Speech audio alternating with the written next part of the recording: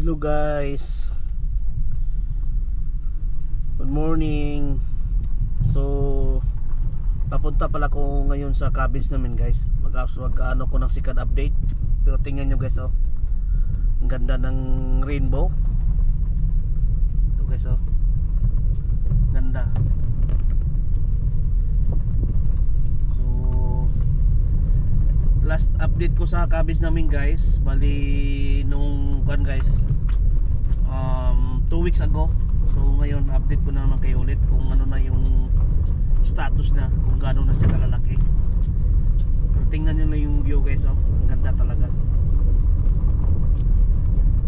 Rainbow guys, oh, parang guys, habang lumalapit ako guys, lumalayo naman siya guys. Ito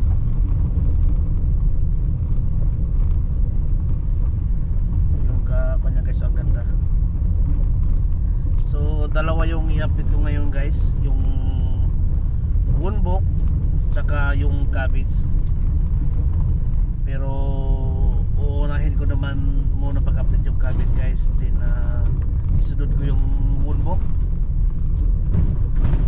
So medyo mahaba-haba din yung ano guys, bali 2 weeks hindi ko nakapag-update sa cabbage sa Woonbok kasi pag every week parang wala namang pagbabago. Pero pag 2 weeks guys, ang laki ng pinagbago niya. So guys, malapit na tayo sa Woonbok field. I mean cabbage. Yung cabbage namin guys na kuan. Kaya may ano guys, rainbow kasi kuan ito guys, umuulan tsaka kuan guys, mahangin. Kaya hindi maano yung kuan. Yun guys, oh. So andito na tayo sa cabbage field natin guys. Yeah, tingnan natin kung gaano na siya kalalaki.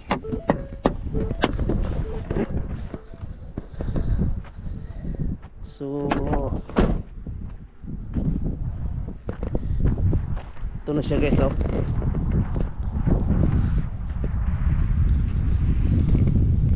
Wow, talagang laki na pinagbago niya guys, oh. Ang lalaki na ito, oh. May laman na guys, talagang maganda, ang lalaki ito guys. So ito guys, next week pwede na ito masisimulan mag-harvest guys ng cabbage. Ito siya, oh. Kasi noon guys, parang ganito pa lang ito nung ano, yung kuana. Pero ito siya ngayon, talagang malaki ng improvement niya.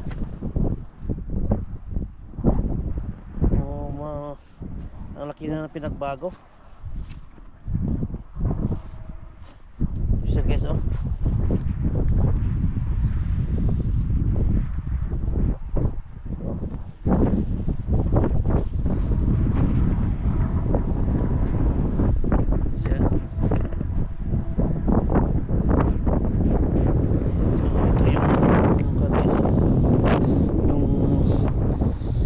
Planting guys, bali buwan lang sila, parang magkasabay lang. Pero 1 week yung pagitan ng pagtatanim namin ito guys.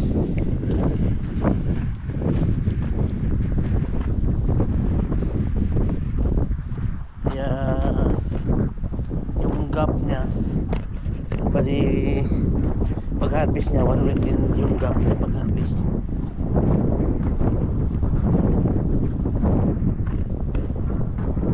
So ito pala yung guys, yung cabbage na flat guys, yung flat yung variety niya. Ito, pwede na talaga ito guys na mga kuan.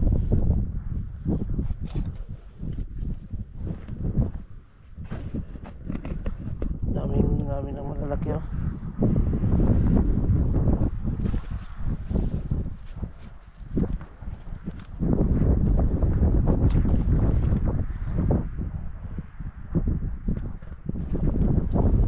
Dami na guys.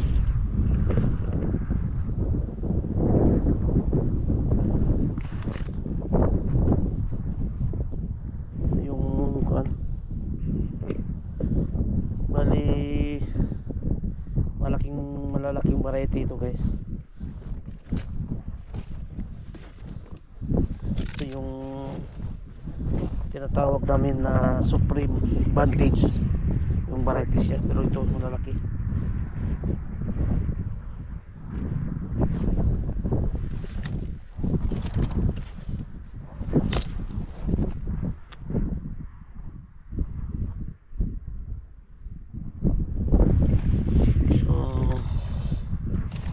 May butas na guys oh. Ayaw ko lang kung uod dito.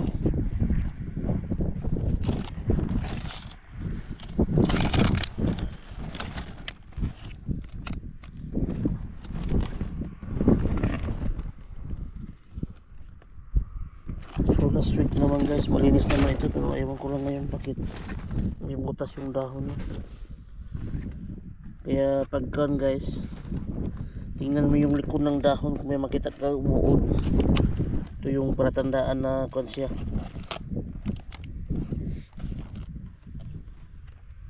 Okay naman, wala namang kuan. Wala na kung makita. Maka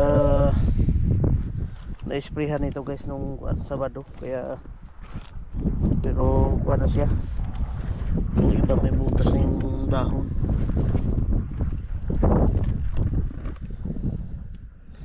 Ito yung mahirap guys pag kuha na siya, kailangan i-take talaga ng maayos, kasi once na ma-miss mo yung spray niya guys, wala ka na ma-harvest na kuha.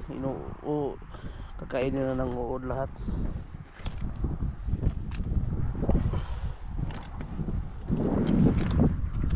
So guys, kaming butas.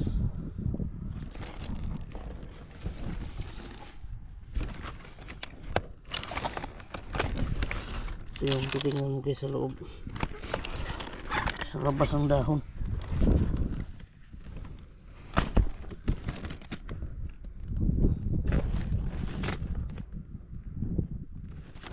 Wala naman ito makikita guys.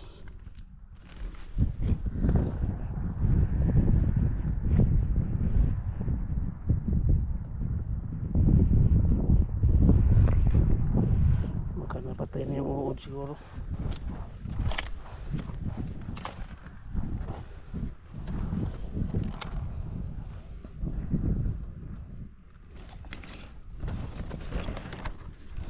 Ito yung trabaho ko guys, titingnan ko ng maayos.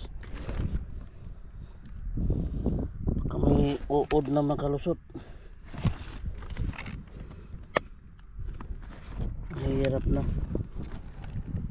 Okay naman siya.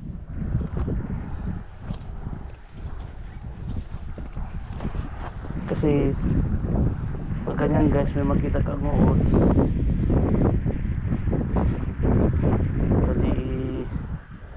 i-report mo agad sa kwan guys, crop care, para may ano nila agad guys, nalagyan ng medisina para mas malinis yung cabbage at maganda. So ngayon guys, pupunta naman ako doon sa Wonbok. Update ko lang kay mamaya guys pag doon na ako. So ito pala yung Wonbok namin guys. Ito yung ito guys oh. So ito guys, next week pwede na ito guys oh. Puporm na siya guys. Malalaki. So ang laki na pinagbago guys. So malalaki na. So ito guys, same time sa kwan guys, cabbage ito.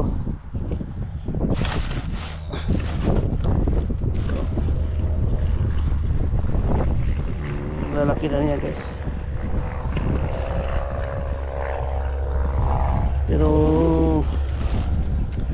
siya ngayon guys, malinis pa. Wala pang umuod na nakita na. So ito yung problema niya guys, oh. Ito siya guys, over ng tubig guys, oh, nagraratin. Ito guys, oh. Ito siya. Ito yung problema pag sobra sa tubig. Pag sobra ng tubig guys, masisira yung kuan niya, puno, mabubulok. Pero konti lang naman guys, hindi naman marami. Pero magtagdag siya guys, oh, ang ganda na. Linis pa sa loob. So ito yung pangalawang update ko sa Humbog guys. Bali eksaktong 2 linggo yung pangalawang update ko. So ito guys, next week talaga ito guys. Ma-harvest nito next week. Siya. Puno magaganda guys. Ito guys, ang sarap ito guys sa sabaw.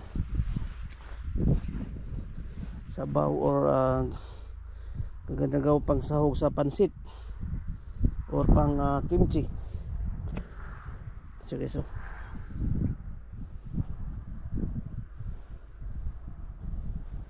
Ito siya guys, tignan nyo guys, oh. Ito over sa tubig ito guys, wala na, sira na. Ito guys, puputo na siya. Ito siya. Ito yung bantayan guys, hindi pwede ma-overwater. So once na ma-overwater ito guys, wala, sisira ito. Kuan.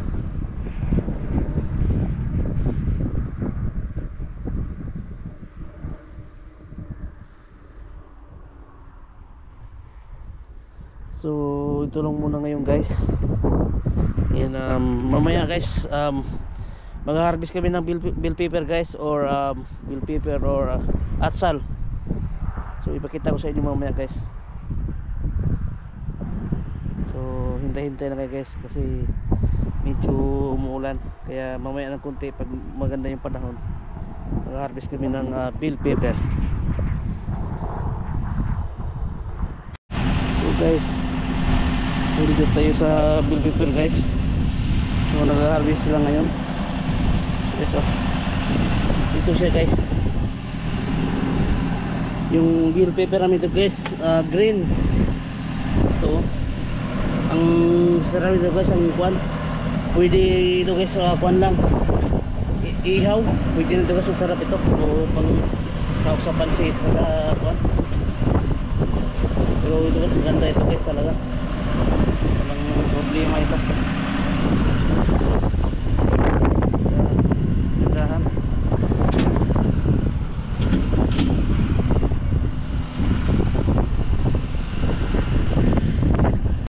So ito palang bell pepper guys, sinusort namin ito guys by kuan guys. Ito yung kuan guys, oh. Ito yung klase na yung number 1 guys. Maganda yung ano ng puwet, yung hindi kuan guys, matulis. Ito yung number 1 na ano sa market guys. Tapos yung itong ganito guys, oh, tingnan niyo. Mayroon medyo guys, oh. Tingnan niyo. Ito guys, pwede pa rin ito guys, pero mas mura yung ano nito. Ito lang yung number 1 talaga yung ito guys, ito yung number 1 ito guys, oh. Ito yung kagandahan niya guys. Ito guys, oh. Ito. So guys, parang may hinog na ito guys, pero sira, oh. Hindi na pwede ito. Yung nag-harvest ng kuwan, kali pinipili lang namin yung good quality guys. Tingnan nyo ito guys, ito yung feet nya hindi maumbok, kaya good pa rin siya pero hindi number 1. Parang ano to guys, parang segunda lang ito guys pag sa kwan. So ito yung mga kwan guys, yung first class.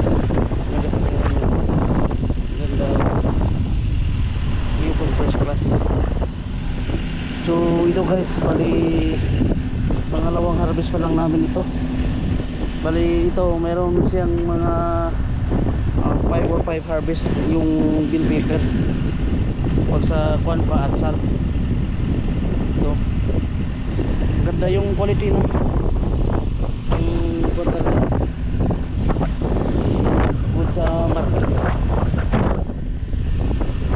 Kasi natandaan ko guys, last natanim namin ito bali kwan pa guys, bali last kwan pa around 2012.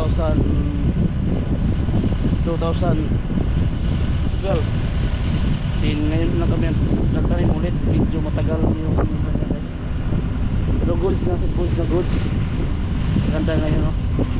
Bali ito guys, wala yung kargahan namin, so kargahan namin kailangan mapuno ito guys kasi maraming order dito pag holiday order.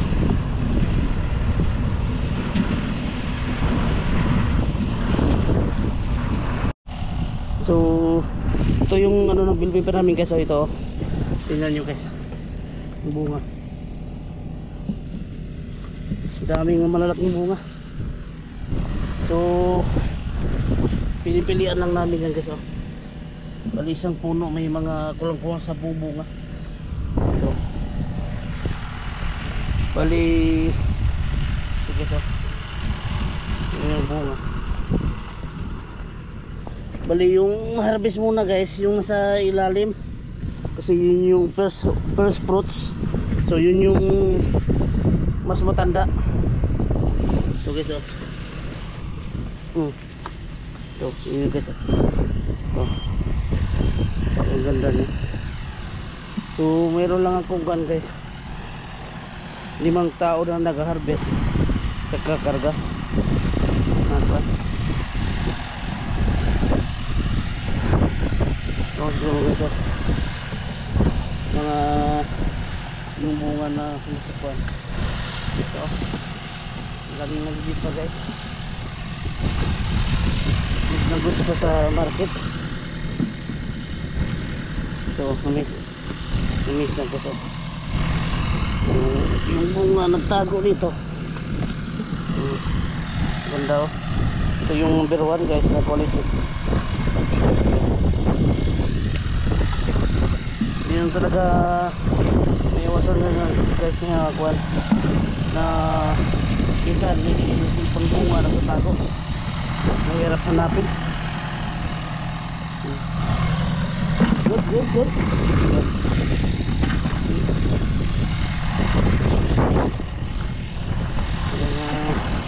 kailangan mo tingnan na maayos. So ito lang muna ngayon guys. Please subscribe and share my videos.